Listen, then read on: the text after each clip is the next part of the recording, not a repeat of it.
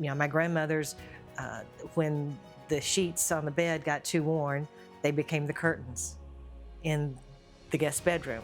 When she got tired of them as curtains in the guest bedroom, they became her apron. We came from generations before where things were just used and reused and repurposed or handed down, things along that line. We don't have that now. Now, instead of going and getting water from the faucet in the kitchen, you just go get a plastic water bottle and you throw that away. And you can add that to any other thing we have out there. It's just become a throwaway society, a society of convenience. So we now have generations of that type of mentality. All right, welcome to the Rutherford County GOP podcast. We've got a new special guest with us today, Miss Barrett. Welcome, Miss Donna Barrett. She's if you've been around Rutherford County politics for some time, you've come across Miss Barrett. She has been a part of the party for a really long time. Former chairman of the Rutherford County GOP. And before I just spill it all out, tell us a little bit about yourself. Well, thank you, gentlemen. It's a pleasure to be here. And Rutherford County has a special place in my heart. I think I've worn more hats than I can hold in my closet when it comes to this community, and I'm proud to do that. Not originally from here. I actually grew up in Shelbyville, or Shelbyville if you're from there and can mispronounce it. We just had a wonderful horse show. Very familiar. True. We were one of the families that you're either in it or you're not. We weren't. So when the horse show happened, we'd go away for the week. But so proud of that history there in Rutherford County, and glad to see it still happening. The horse show this year. Came to Murfreesboro my senior year of high school. I actually came to Smyrna. Don't ever do that to a kid. Senior year, new high school. Moved my senior year of high school, started brand new, not knowing a soul in the class. From there, went to MTSU, and probably late 20s, was looking for something to get into, to put my efforts and energy into. I wasn't a sports nut, so that didn't take up my Friday and Saturday nights. But then I ran across the Young Republicans and got involved with that. And with anything that I do, it's not just I'm a member, I actively participated. And within 2 years, I was the chairman of the Young Republicans here in Rutherford County. And during our time, or my tenure, we were the largest club in the state of Tennessee. Wow. So we're at the governor's mansion in 98. Yes, 1998. Governor then Don Sundquist was hosting the Young Republicans, and then Congressman Van Hillary.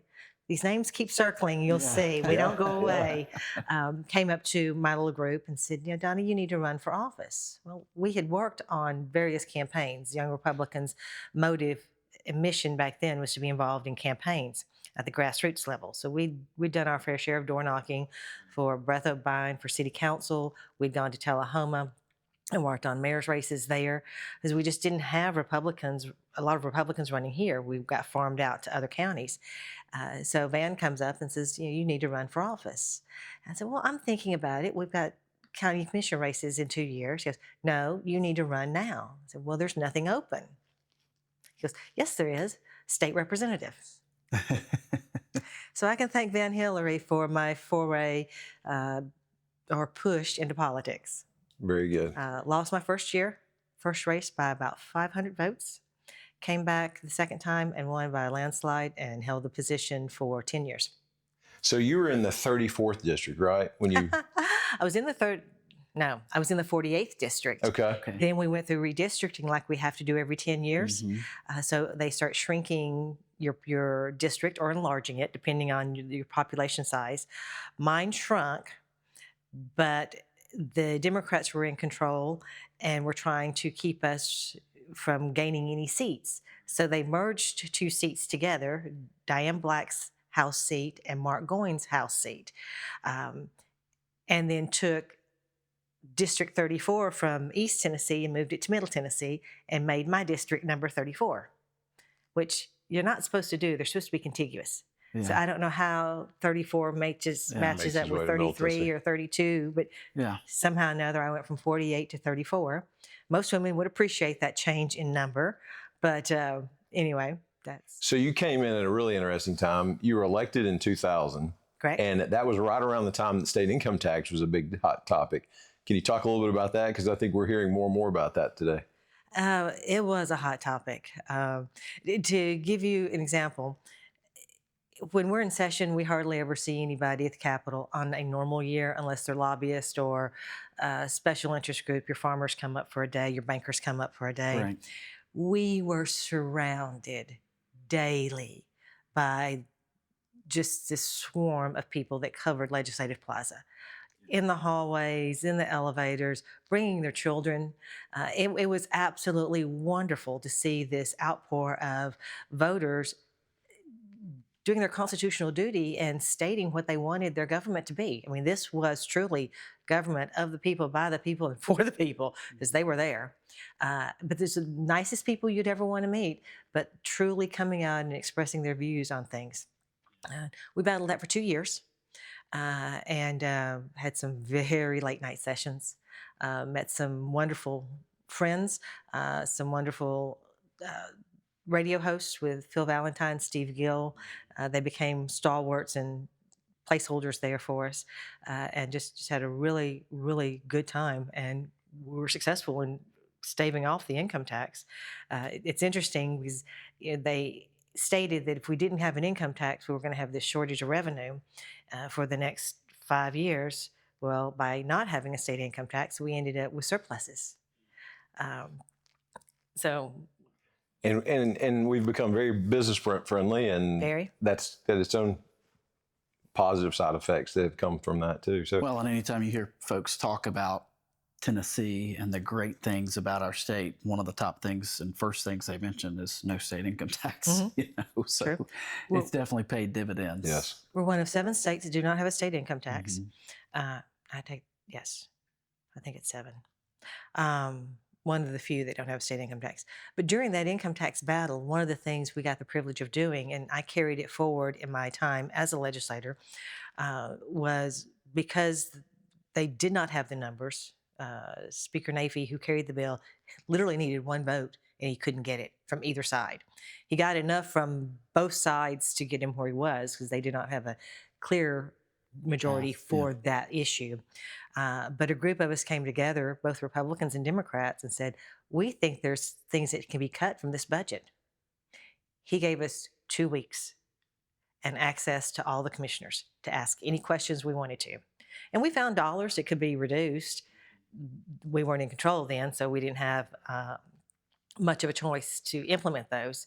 But I think that was part what made the income tax fail, in addition to the public response that came out, was that we were able to prove government is not being run as efficiently as it can be. So after that win that we had and that little example of 2 weeks of being able to review, I was put on a fiscal review committee where we reviewed sole source contracts the state entered into. And I served on that role for the remainder of my time, 8 years. And we identified about $56 million that we were able to return back to the state coffers. yeah. Wasted So money. in 2005, you had received the tax, was it the Taxpayers Hero Award, I think? And your history in the state has really been about, fiscal responsibility, reviewing the books, making sure that we don't have waste. I think as I was looking back at your history, that has been your biggest thing that you championed, was trying to cut spending, trying to cut back on waste, and that type of thing. Doge before there was Doge. Doge, you were the original Doge. Yes, we tended to do that. And I still do that in private practice as well, with companies I work for, just going in and seeing where they're not as efficient as they ought to be. And it's more than just being fiscally responsible, it's personal responsibility. I think it encompasses all aspects of your life. And I think that's one of the reasons I have such an interest in our solid waste issue and recycling. Well, I want to touch on that here in a minute, because solid waste has been a huge topic, of course, here in Rutherford County. But before we do that, I want to commend you, because I know you've been on the Tennessee State Election Commission for several years, and we just received again the #1 ranking for election integrity in the state of Tennessee, which I think is the fourth year that we've received that. So congratulations. That is a tremendous accolade to get as a national accolade for election integrity. So thank you for your service there. Which is from the Heritage Foundation, which is a very conservative organization, which I think matters even more that it's coming from an organization like that. Right. Well, and we put in good policies in place here in Tennessee. Every state gets to set their own policies. Right. I think one of the misnomers is that whatever happens in California can happen here in Tennessee also, or what can happen in New York happens here. And that's just not the case. We are our own government. We have our own sovereignty when it comes to a lot of our laws and regulations. So in Tennessee, no equipment comes into Tennessee without us first testing it somewhere else. We will not be the guinea pig. We do not allow anything to be connected electronically when it comes to the voting machines. And you don't do the drop boxes where it's just sitting in the middle of a vacant field and ballots be able to be dropped off in there. So we have some really tight procedures in place that a lot of the other states don't have. Well, that's great. Well, it's made a difference. I'm glad that when we watch election night, every presidential cycle, you watch those states that they just don't ever seem to be able to tally their votes. And you never see Tennessee there. And obviously we're a very conservative state. And so they usually call Tennessee within the first 20 minutes, but there's never any questioning about were we accurate, were we not accurate? And that's one of those things that, you probably don't get a lot of pats on the back for doing that. We certainly would if it didn't go the right way. But I think that's something that we have to recognize. You all are doing a fantastic job. So thank you for that service and what you and Trey Herget's, been really championing that program. So thank you for all you're doing there. Let's talk a little bit about solid waste. Matt, I think you had some stuff on that. Yeah, no, I mean, you alluded to solid waste before we got into the election commission piece of this, and obviously that was one of the primary reasons we wanted to have you in to talk, because you've been very active in that space for quite some time, which really stemmed from what you were telling us. Your time as state rep is kind of where your interest in that space began, and has obviously just kind of in some way snowballed in a good way with your leadership on the Central Tennessee Regional Solid Waste Board and some other initiatives that you're working on. So we'd like to kind of get into talking about some of that. But tell us kind of dive in a little bit more to how you got into solid waste specifically. So we're here to talk trash. That's right. Actually, the solid waste, there's two different paths that ended up leading me to solid waste and recycling. They go hand in hand. As far as just our solid waste issue, our landfill interest, that started when I was in the General Assembly as well. We had learned that there was, what did they call it? Bulk release survey in our landfill. And we're going, that sounds like a very innocuous terminology. Okay, no big deal. Till we find out that is code for low-level radioactive waste. So I think that started in about 2004, 2005. That issue came up before us. And so we really started delving into what was allowed, what wasn't allowed. Why weren't we told? We found out we were told, but with code names. So we really started getting more on our feet to know what was going on. You fast forward now to the last 5 or 6 years, and we see landfill reaching capacity. We see the odor issues that are going on. We discover that there are 27 other counties that are bringing their garbage to us, and out of that, 70% of it is Davidson County. Now, that is not how we started off with this landfill.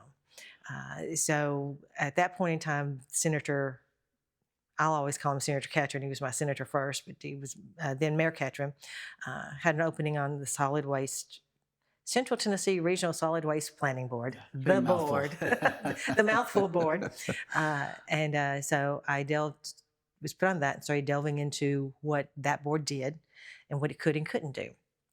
And we have a lot of influence over the landfills. We as a regional board, and there are 7 other regional boards in the state, so they have just as much control in their area.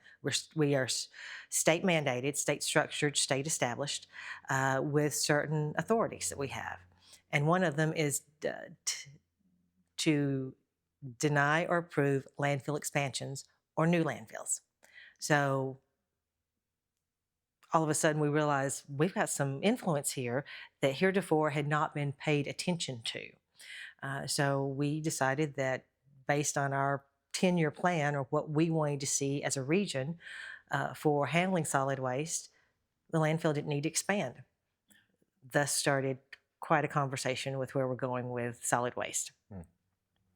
Well, I had heard that you have traveled internationally looking at how other communities and other countries, for that matter, are handling their solid waste. Can you talk a little bit about those best practices and what you've been able to discover? Because it's one of those things that we really don't want to think about.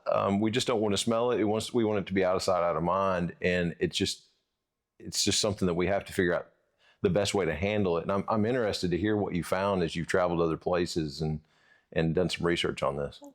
Well, there's two aspects to what I've discovered and why we don't have it here. First, you've got to go back, and you two are probably just right there on the cusp of not remembering some things of how it used to be.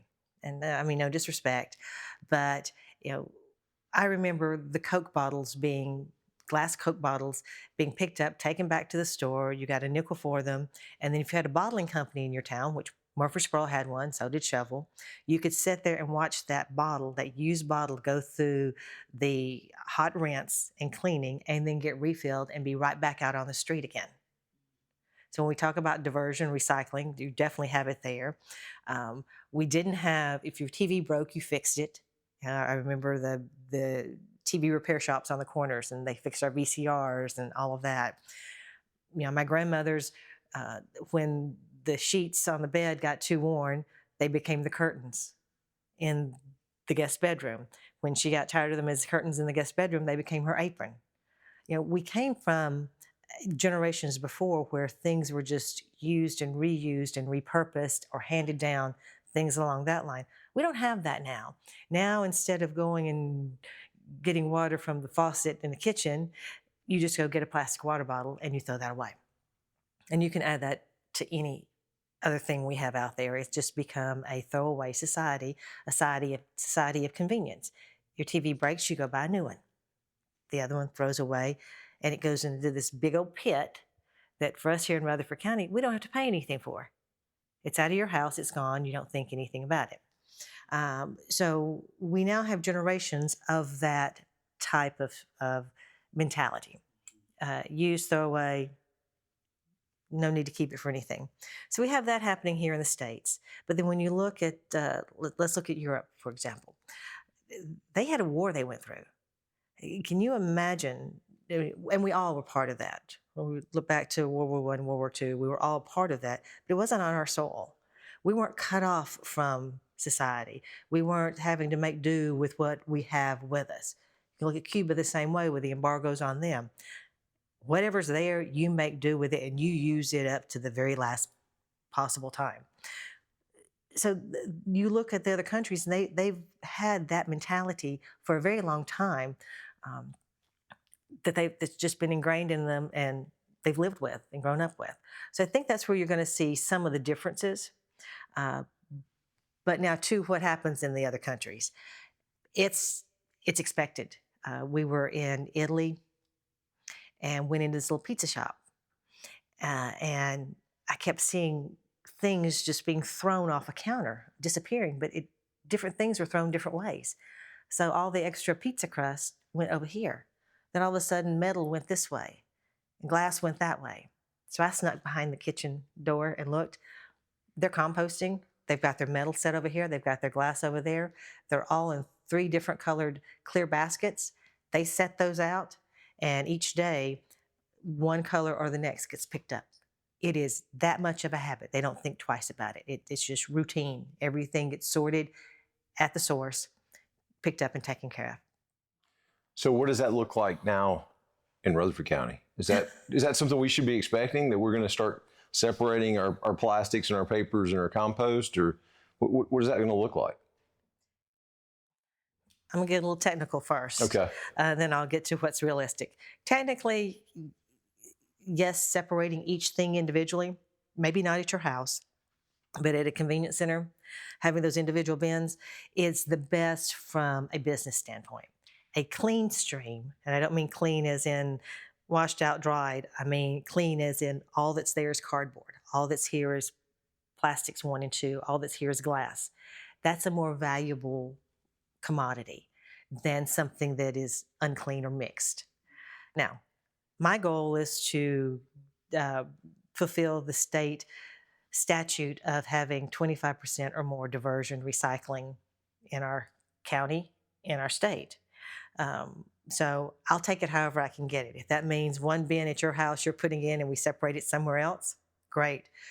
But really letting people learn what goes where and what truly is recyclable is a one-on distribution.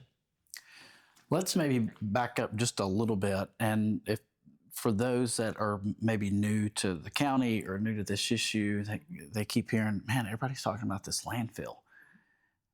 Could you briefly just kind of summarize how we got here and kind of what is the present issue at hand so that people understand kind of what's to come? Okay, let's see if I can put that in short order. We started with a regional landfill when the state mandated in '69 that we have lined landfills versus open burn pits. So that's where we started with that requirement. Regional landfills just made sense. Smaller counties that couldn't afford it could enter memorandums of understanding or agreements with haulers to take it to the closest landfill. Well, we've become not just a regional landfill, but it seems a super dump. Yeah, 27 We're taking counties. 27 counties. Yeah, 27 we're more counties. than regional. True. And I mentioned earlier the low-level radioactive waste that was in there. Well, we also have aluminum dross that is in there, which is another bad chemical, causes fires as it deteriorates any liquid it comes in touch with. Not just water, any liquid it comes in touch with, it burns, catches on fire, raises the temperature. Now you've got your rubber lining exposed to higher heats. Guess what happens to rubber when it gets hot? It deteriorates like anything else. So part of that landfills had to be capped off because of those fires and that aluminum dross to keep more liquids from getting into that area. So not only do we have 27 counties and probably then some coming in here, because of what they were taking, they then had to reduce the size of the landfill. We're not allowing it to expand. It doesn't need to expand. It only needs to take Rutherford County or regional garbage, which we have a law and we've tried to implement that. Thus far, we've had no success in getting it implemented. It's on the books, but this is where we are. Right. So the next best thing is to increase the awareness of what can not have to go into the landfill. Again, for the purposes of stopping to use it or not having it available when it fills up in 4 years or 7 years or whatever the year is at the moment. But then going back to the personal responsibility, you mentioned fiscal responsibility earlier as part of my makeup. It's really a personal responsibility to manage your money, the state's money, to manage our resources, our assets. And this is part of our assets. Not only is it the things that are being thrown in there that shouldn't be, it's saving the earth, this wonderful, beautiful, God-given place that we have for the next generation. Yeah. So I think I have a responsibility for that. Which I think is impressive because as a Republican Party, that's not typically, the national news does not promote the Republican Party as trying to do things that save the environment, and recycling is probably not at the top of the list, but it's amazing to hear you say what conservatives are doing in Rutherford County to be able to solve this resource that we have in a landfill and trying to get the most out of it, and recycling being one of the top things that we're looking at. I think that's a huge thing that I don't think most people associate with Republicans, and it's something that you've been championing. Matt, you're on the same board. Y'all have been championing for some time now. So, well, if you stop and look at it, everything we're talking about recycling or diverting out of the landfill, that's a commodity. So if you're somebody, if you're a conservative that plays the stock market or follows commodities, futures, That's exactly what we're talking about. It's wood, it's paper, it's glass. In their original form, they were a commodity that was bought in raw material to make something else. If we can take it back to its raw material, it's a commodity. It has a value. There is a market. There's a secondary market index that we follow daily to see what the price per pound or per barrel or per ton is of the different items that we have that we push for recycling. So I've heard people ask, because most of us here in Rutherford County, lovingly or not, refer to it as Trash Mountain. So is it always going to be that big? Is there ever a point that it could be taken down, or is it just expansion is off the table? That way it doesn't get any bigger than it currently is. When I first got into all things Mount Trashmore, I thought this would be an easy one solution fixes it all. And I had toured a company in Sevier County that had digesters that took your trash, everything with the exception of a few items, and literally broke it down to its most common carbon denominator. And it came out dirt. You had to dry it and things, but it was like a 24-hour process, composting all the garbage, and you'd get dirt out of it. Your metals would fall out. They promoted with that process that they could even mine what was already in the dirt, which, yes, I think that's a possibility. Is it a practical possibility? You uncover that. You know what it smells like on a daily basis now when it's barely covered. Right. You uncover that mountain that's decomposing. Yes, there's things in there that can be reclaimed. There's metals, there's probably glass. You've got a process to go through to have to clean it, and you're going to have all the odors we've got. Would I love to take down Mount Trashmore? Yes. With what we have in today's society available to us for that, I don't think the community has the stomach or the nose for that at the moment. Right. So we've talked a little bit about the alternative. Obviously, you've just founded Recycle Right Tennessee. So tell us a little bit about what that is and your efforts there. It's recyclerightTN.com is our baby at the moment, I guess. And it's basically a clearinghouse of locations within your county where you can recycle items. That includes our convenience centers and any of, right now, 120 regional private sector partners. And when I talk about private sector partners, it could be anything from Clark Iron and Metal, Mid-10 Metal, where that is their business. They are truly recyclers of a product. Or it could be Publix, Kroger, or Staples. Staples takes electronics. They take batteries. Kroger and Publix take the clear plastic or the grocery bags. There's nothing to do with those things but incinerate them. They take styrofoam and they take them down to Florida, and they have a process down there for recycling them. So out of our region, and we're expecting this number to grow, but we've got 120 different partners. We list those by category. So you click onto the website, find your county, find the category of item you need to recycle. It will list everywhere in this town that you can recycle those items. And we even have the address on there, so you can click, and Google will give you driving directions from where you are. And we make it as easy as possible for people to recycle. We answer the questions: what can I recycle and where do I recycle? Those were the two common questions we heard over and over again. And we're just really surprised at what people didn't know we could recycle. So if I wanted to start doing that at my home, can I go on the website? Is there pickup that happens weekly like we were used to as a city residents? We have obviously the city services that come pick up. Is the same available for recycling? Right now, only thing that Recycle Right Tennessee offers is locations for you to take it to. Okay. Be it the convenience centers, which are open 5 out of 7 days a week, no, 6 out of 7 days a week, or any of the businesses that are open. So that would be you personally taking it to those locations there. We do have some entities that come in and offer that curbside pickup. We've not vetted those yet. And everybody that's on the website has to be thoroughly vetted by us to know that they are a true either broker or recycler, meaning that what they take, we know ultimately ends up recycled. It doesn't 3 steps down the road end up in a landfill. We intentionally left thrift stores off for as much good work as they do, and we've got some that really do a great job. A lot of your local ones will say, half the stuff, if it doesn't sell, I'm just going to take it to the dump. And that's not what we're trying to do. Everything we have on there, with the exception of mattresses, because we needed one location for those, gets recycled. And we know it gets recycled because we either personally visited the site, we have talked to their sustainability division within their corporation, or we followed down the rabbit hole and they've given us enough information to verify as best we can that there is a true recycle aspect to it and nothing goes in the landfill.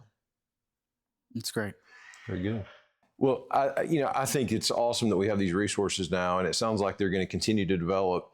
Do you expect that if I wanted to have recycling at my home, that's something I just continue to monitor the website, and when those services become available, I can sign up there? Or what do you think the long-term plan is for being able to have actual pickup at the house or business? We will absolutely be supporting that initiative in all the counties, and when the structures are in place to allow that. Right now, everything we're looking at is client-facing, so it's letting you know where you can go. For a process that is pick up from a home, you've got to have a location to take it to collect it, to bail it, and then to take it on to the next location. So that means a private sector entity that comes in and provides that, or we look at something that the government develops and it becomes another government program or a larger government department. I know City of Murfreesboro has talked about curbside recycling. It's just a matter of when that's going to be put in play for consideration with the city government.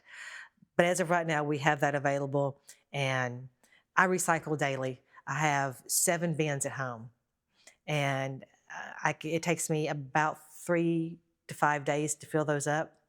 I take the bins, put them in the back of my truck, and take them to convenience centers and drop them off. It is, once you start getting into recycling, it happens. It's so very easy. We started with glass left over from a Christmas party. I couldn't stand to see all that thrown away. Now I do glass, metal, cardboard, paper. I have a donation section, plastics, and then I have specialty for the things that Kroger and good Publix take. So, and it takes up maybe that much space in my garage to have 7 bins. So let's talk a little bit now, I guess, about the future. Obviously, you've recently been appointed to the newly formed task force, a state task force on solid waste, advisory task force on solid waste. And there's a lot that can be done there as far as talking about the future. So when you think about that, coupled with kind of 5 to 10 years down the road, if you look back after that period of time, what do you hope's been accomplished? There are some good policies in place. There's some good, well-intentioned statutes out there. I think revisiting what the intent was initially, I don't think this is one where we throw the baby out with the bathwater. I think we just kind of clean up where things are, dust it off, and say, where did we drop the ball?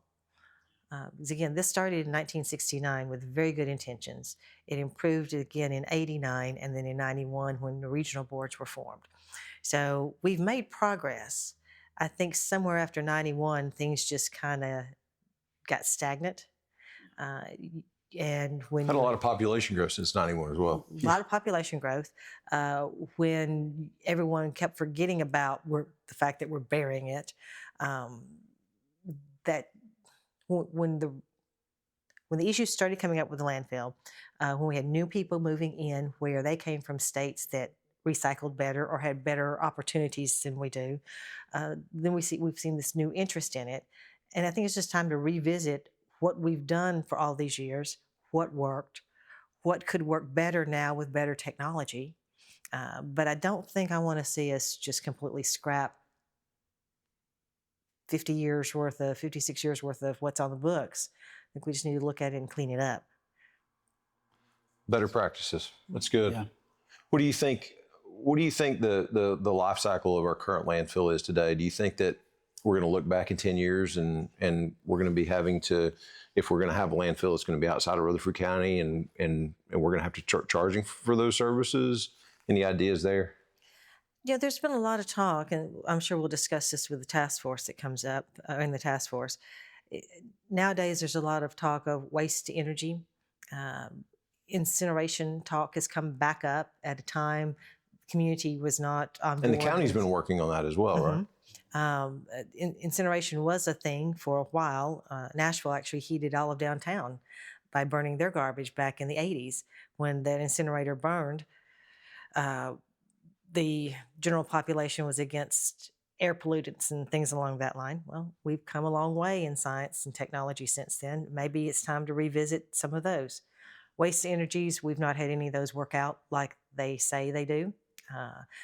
But one day, maybe there will be one that is the end result. I know I've been touring those companies since 2005. So they're actively trying to make something happen. There wasn't a 50 cal till my husband invented it, so we'll just see what they can come along with waste to energy. I'm not counting on waste to energy at this point in time, though, so I don't see it happening in the next 5 to 10 years. But it seems safe to say, at the end of the day, if you choose not to recycle, there's going to be a cost associated with the trash that you generate and what you do with it. And if we can get in the habit of recycling and not generating as much solid waste that has to go to landfill, the probability that we don't have to pay as much out of pocket to be able to process that solid waste, if we're able to offset it with recycling, will end up maybe saving us some money and certainly help us as a state. Would you agree with that statement? Does that seem reasonable? I would. I think and to add to that, what we've got to get away from is the idea that anything is free. Everything has a cost to it. It's a matter of whether or not you pay for it directly out of your pocket or you fund a government that then pays for it. So this landfill has not been free to us by any stretch of the imagination. It won't continue to be free. Will we ultimately still need a landfill? We'll ultimately need a way to dispose of the things that we can't recycle. Is that landfilling? Is that some hybrid? I don't know, but yes, there does have to be another component to that. I think when you look at the EPA pyramid of trash disposal, the very last thing is landfilling. They much prefer, and so do we, everything that we can do till we get to that last step. Well, Donna, this has been super informative. Thank you so much for the time that you spent on this. I know this has been a passion. It seems like many times when I'm talking to you, you're working on this topic in some various form. And so thank you for the amount of effort you put into this. It's certainly been in our news a lot lately. And I think you've shared a lot of good information for folks that listen to our podcast. If you've enjoyed this, love for you to like and subscribe our video. This is a great video for you to leave a comment. Give us your suggestions. We'll go back and we'll read these comments, and you never know what comment might pop up that might give us a great idea to consider. You've got 2 board members that are on the state board that are looking at this solid waste issue, and love to have your feedback. So thanks for joining us today.